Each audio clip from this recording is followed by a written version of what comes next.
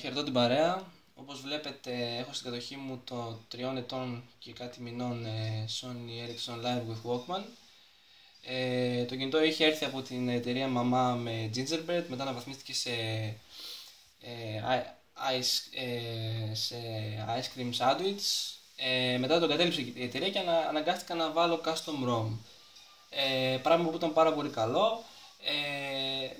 Η custom ROM αυτή που είχα βάλει τελευταία είναι η KitKat, βασισμένη στο Cyanogen Mod 11 από τους Legacy Xperia δουλειά. Πάρα πολύ καλή η ROM, πάρα πολύ καλό και λειτουργικό το τηλέφωνο μετά από αυτό το φλασάρισμα. Ήρθε η ώρα όμως και για custom ROM Lollipop, έτσι. Όπως βλέπετε έχω εδώ πέρα κατεβάσει το αρχείο zip της Lollipop από τους Legacy Xperia, το Basket Build, και εδώ έχω και τον kernel για να φλασάρω μέσω Fast Boot Mode. Η διαδικασία είναι εξαιρετικά απλή. Θα ανοίξουμε τα προγράμματα, θα ανοίξουμε το Flash Tool, πολύ απλά, περιμένουμε λίγο να κάνει τα δικά του.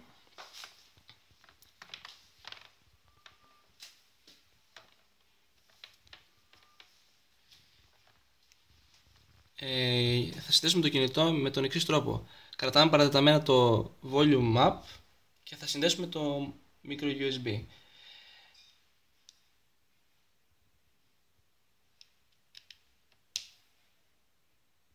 Άναψε το μπλε λεντάκι, άλλο το κινητό συνδέθηκε σε fast boot mode. Τώρα πατάμε στον κεραυνό εδώ, fast boot mode επιλέγουμε, πατάμε OK, επιλέγουμε τον kernel που θα φλασάρουμε, βάζουμε την επιλογή img, κάτω το boot, πατάμε open και είναι εξαιρετικά απλή διαδικασία. Όπως βλέπετε και εσείς, έχει ήδη γίνει μέσα σε 2,5 δευτερόλεπτα. Κλείνουμε και αυτό και το επόμενό μας βήμα είναι να βγάλουμε το κινητό από το micro USB. Θα το ανοίξουμε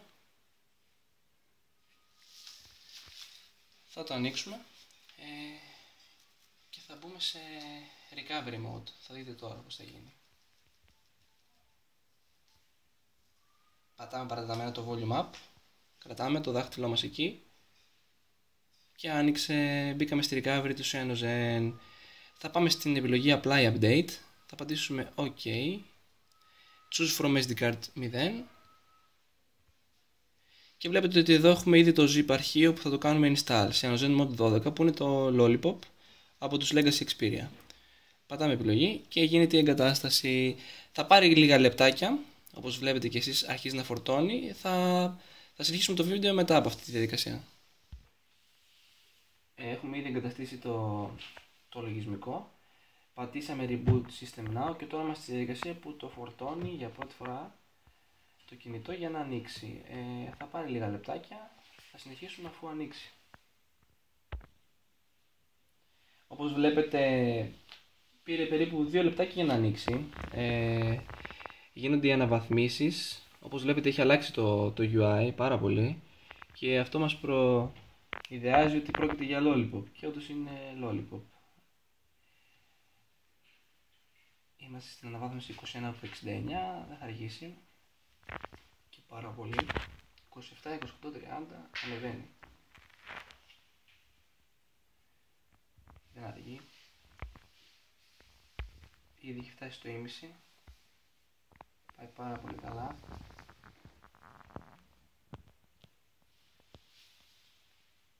Βλέπετε 44 από τα 69.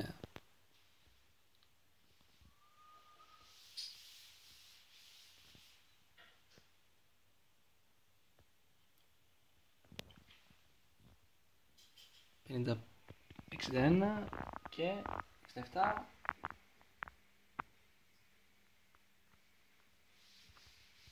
έρχεται 68, έρχεται το Lollipop στα Xperia 2011 μοντέλα και πιο συγκεκριμένα στο ιστορικό και επικό Live with Walkman. Περιμένουμε να ανοίξει, περιμένουμε να ανοίξει με αγωνία και θα το κάνει εννοείται.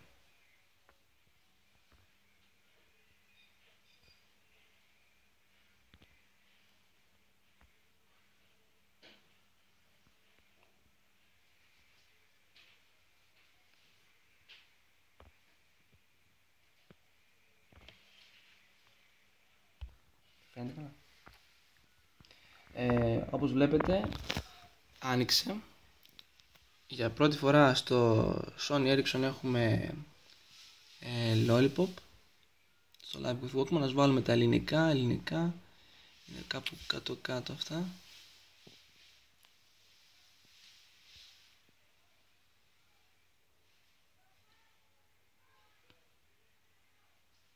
Θα το βρούμε, λίγο υπομονή. Ελληνικά, να τα πάρει λίγο.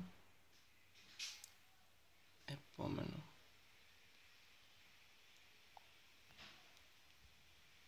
Τώρα θα ανοίξουν.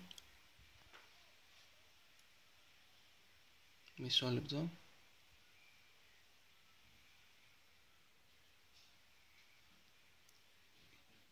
Παράληψη. Δεν μας ενδιαφέρει. Παράληψη.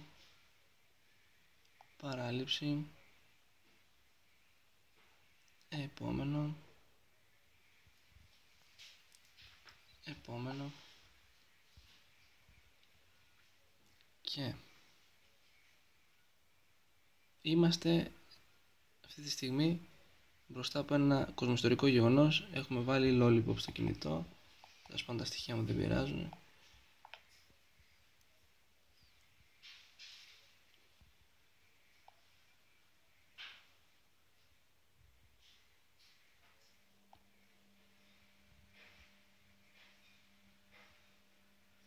Και ναι, κυρίες και κύριοι, είναι γεγονός.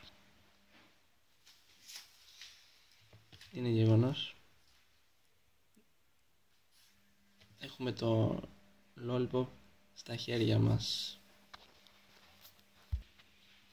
Εδώ είμαστε λοιπόν. Έχουμε βάλει το Lollipop, την έκδοση που θα πάμε να δούμε αμέσως τώρα.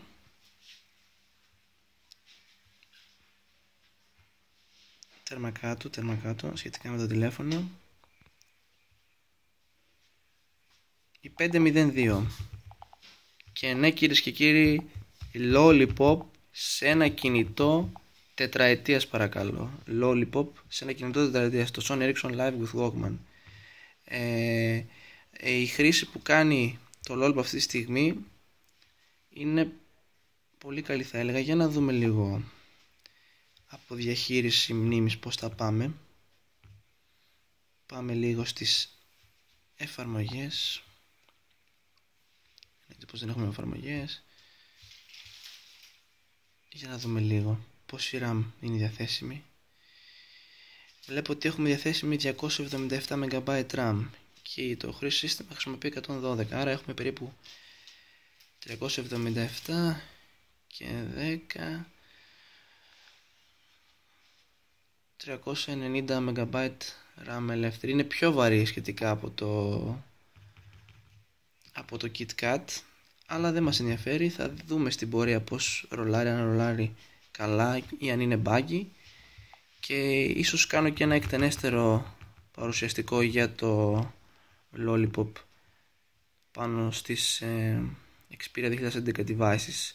Αυτό ήταν το φλασάρισμα της Custom ROM και συγκεκριμένα του Lollipop. Επίσης να πω ότι για τη διαδικασία χρησιμοποίησα 2, κάτι GB XT4 microSD, η οποία είναι σε partition, δηλαδή είχα μια οχτάρα και τα 2, κάτι τα χρησιμοποίησα για να κάνω το partition και ήταν XT4 το partition, γιατί δεν λειτουργεί αλλιώς και δεν γίνεται να εγκατασταθεί το λογισμικό αλλιώς. Έχω μια οχτάρα μέσα, class 10, και τώρα μου μένουν περίπου 5,5 GB ελεύθερα. Αυτό είναι το παρουσιαστικό μας. Γεια σας.